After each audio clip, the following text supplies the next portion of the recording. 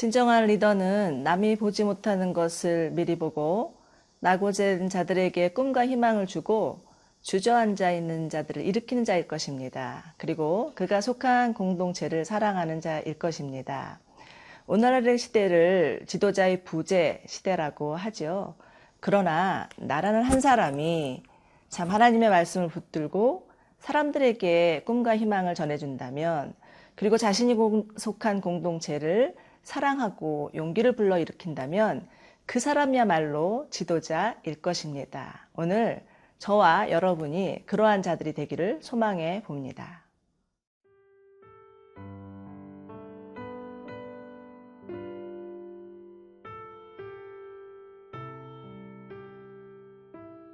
여호수아 17장 14절에서 18절 말씀입니다. 요셉 자손이 여호수아에게 말하여 이르되, 여호와께서 지금까지 내게 복을 주심으로 내가 큰 민족이 되었거늘 당신이 나의 기업을 위하여 한 제비 한 분깃으로만 내게 주심은 어찌함이니까 하니, 여호수아가 그들에게 이르되, 내가 큰 민족이 되므로 에브라임 산지가 내게 너무 좁을진대 브리스 족속과 르바임 족속의 땅 삼림에 올라가서 스스로 개척하라 하니라. 요셉 자손이 이르되, 그 산지는 우리에게 넉넉하지도 못하고 골짜기 땅에 거주하는 모든 가나안 족속에게는 베스안과 그 마을들에 거주하는 자이든지 이스라엘 골짜기에 거주하는 자이든지 다 철병거가 있나이다 하니, 여호수아가 다시 요셉의 족속 곧 에브라임과 므낫세에게 말하여 이르되, 너는 큰 민족이요 큰 권능이 있은즉 한 분깃만 가질 것이 아니라 그 산지도 네 것이 되리니, 비록 삼림이라도 네가 개척하라. 그 끝까지 네 것이 되리라. 가나안 족속이 비록 철병거를 가졌고 강할지라도 네가 능히 그를 쫓아내리라 하였더라. 여호수아가 요셉의 자손인 므낫세와 에브라임 지파에게 땅을 분배하고 나자 이들은 여호수아에게 나와서 한 목소리로 불만을 토로하고 있습니다. 14절입니다. 요셉 자손이 여호수아에게 말하여 이르되, 여호와께서 지금까지 내게 복을 주심으로 내가 큰 민족이 되었거늘 당신이 나의 기업을 위하여 한 제비 한 분깃으로만 내게 주심은 어찌함이니까 하니, 이들은 자기들이 다른 지파에 비해서 인구수도 많고 위상도 높은데 분배받은 땅이 너무 좁다고 하소연하고 있습니다. 자신들은 두 지파인데 한 지파의 몫밖에는 받지 못했다고 불만을 토로하고 있습니다. 다시 말해서 그들에게 할당된 기업에 대해서 만족하지 못하는 모습입니다. 요셉 지파는요, 그들이 말한 대로 이스라엘 지파 중에서 가장 큰 지파가 되었습니다. 그런데 이는 요셉을 축복하겠다고 하신 하나님의 약속에 근거한 것이었습니다. 창세기 49장을 보면 야곱을 통해서 요셉을 축복하고 있는 장면이 나오는데 이렇게 말씀하십니다. 요셉은 열매가 많은 무성한 가지, 그 가지가 담장을 넘는도라. 내 아버지의 하나님께서 너를 도우실 것이요 그가 내게 복을 주실 것이로다. 위로는 하늘의 복과 아래로는 깊은 샘의 복과 젖먹이는 복과 태의 복이로다. 이들은요, 어느새 다른 지파보다 자신들이 더 위에 있다고 생각하는 우월의식에 빠져 있었습니다. 그리고 당연히 자신들은 더 많은 기업을 차지해야 된다고 생각하고 있었던 거죠. 순전히 조상 덕에 하나님의 축복을 거저 얻으려고 하는 마음이었습니다. 그러나 이들의 이러한 태도는 순전히 욕심이었고 하나님이 주신 기업에 대한 감사한 마음이 없었던 것이고, 더 나아가 하나님께서 하시는 일에 대한 불순종이었다고 볼 수가 있습니다. 그런데 이들의 이러한 모습 가운데서 우리의 모습이 살짝살짝 보이는 것 같습니다. 하나님이 우리 가운데 축복 주시기를 원하는 것은 누구나 있을 것입니다. 그런데 자꾸만 하나님께 더 달라고 더 요구하는 그러한 모습들도 우리한테 있습니다. 그러나 하나님은 우리에게 계속적으로 말씀하십니다. 내가 너희 가운데 축복을 줄 것인데 그 축복을 한번 세어보고 감사하여라. 이렇게 말씀하십니다.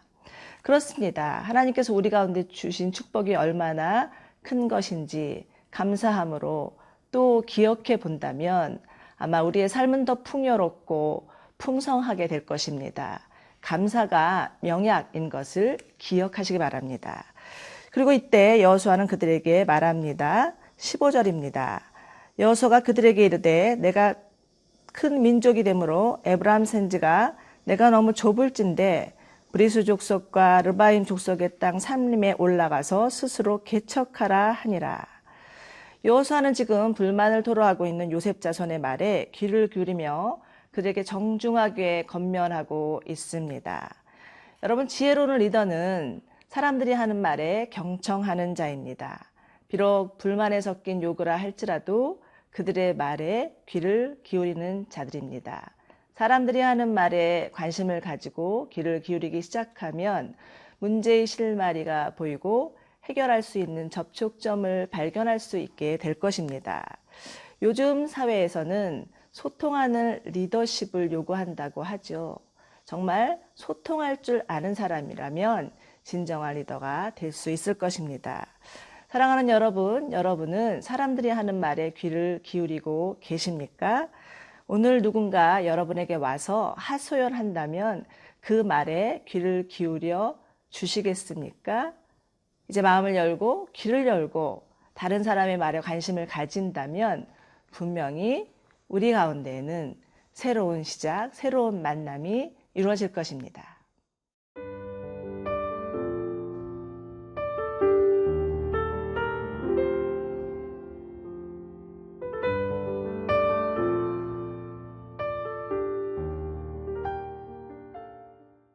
이제 오늘 본문의 두 번째 파트입니다.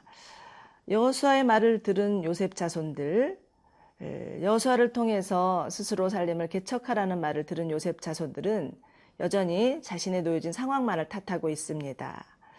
이렇게 투덜거리는 거죠. 당신이 말한 그 산지는 넉넉하지도 않고 골짜기 땅에는 가나안 족속들이 거주하고 있습니다. 게다가 그들은 다 철병거를 가지고 있습니다.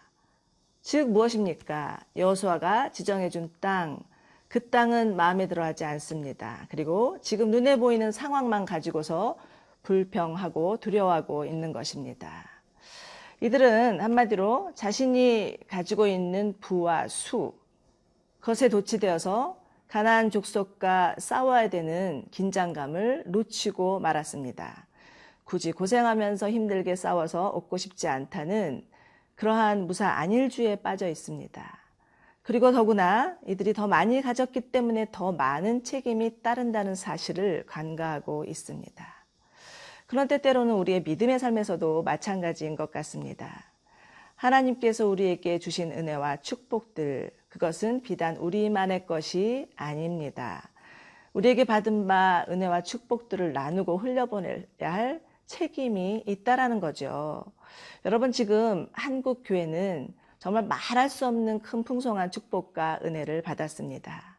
제가 여름마다 아울리치를 가보면 한국 교회에게는 복음을 전해야 될 선교 한국의 사명이 있다라는 것을 절감합니다. 아무리 힘들고 어려워도 복음을 한 번도 듣지 못한 수많은 영혼들에게 찾아가서 그 잃어버린 영혼들에게 복음을 전하는 것은 한국교회의 사명이다라고 생각하지 않을 수 없게 되는 거죠. 이제 여호수아는 이들에게 다시 한번 권면하고 있습니다. 17절, 18절 말씀입니다. 너는 큰 민족이고 큰 권능이 있으니 한 분깃만 가질 것이 아니라 그 산지도 내 것이 되리니 비록 살림이라도 내가 개척하라. 그 끝까지 내 것이 되리라. 가나안 족속이 비록 철병거를 가졌고 강할지라도 내가 능히 그를 쫓아내리라. 여기서 개척하다라는 말은 창조하다라는 뜻을 가지고 있습니다. 즉 여호수아는 그들이 척박한 환경만 바라보지 말고 하나님이 행하실 일들을 기대하며 새롭게 만들어가라 이렇게 권면하시는 거죠. 저는 이 말씀을 묵상하면서 돌아가신 하영조 목사님이 생각났습니다. 오늘 이 교회에서 러브 소나타를 시작한 지는 벌써 햇수로 10년째가 되었습니다. 처음에 한 목사님께서 교회 리더들에게 일본에서 러브 소나타를 하고 싶다고 말씀하셨을 때 많은 리더십들이 그 일에 대해서 반대하셨다고 합니다. 왜냐하면 일본은 선교 불모지라는 진단이 이미 내려져 있었고 또 많은 사람들 마음 가운데는 일본에 대한 반감, 상처들이 남아 있었기 때문입니다. 그러나 그럼에도 불구하고 한 목사님은 많은 리더십들에게 그래도 하나님께서 원하시는 일인 것 같습니다. 이렇게 권면했을 때 모두 다 할 말을 잃었다고 합니다. 여러분, 이처럼 리더는 하나님이 주신 비전을 따라가는 자들입니다. 아무리 척박한 상황이라 할지라도 하나님이 주신 비전을 포기하지 않고 끝까지 나아가는 자들입니다. 불가능하다고 말하고 두렵다고 말하는 자들에게 하나님께서 하실 거라는 도전을 주시면서 그들을 앞에서 끌어주고 뒤에서 밀어주는 자입니다. 여러분, 사람이 망하는 것은 환경이 나빠서가 아니라 비전이 없어서라고 합니다. 그러나 비전을 갖게 되면 다시 일어설 수 있고 다시 잃어버린 꿈을 꿀 수 있다라는 거죠. 비전은 하나님 나라를 이뤄가는 원동력입니다. 우리 모두 비전의 사람이 되시기를 축원합니다. 함께 기도하시겠습니다. 사랑하는 하나님, 참으로 하나님의 꿈은 멈추지 않고 계속됨을 믿습니다. 우리로 하여금 하나님의 꿈을 꾸게 하시고 우리로 하여금 다시 일어서게 하여 주시니 감사합니다. 끝까지 믿음으로 나아가는 자들 되게 하여 주시옵소서. 예수님의 이름으로 기도드립니다. 아멘.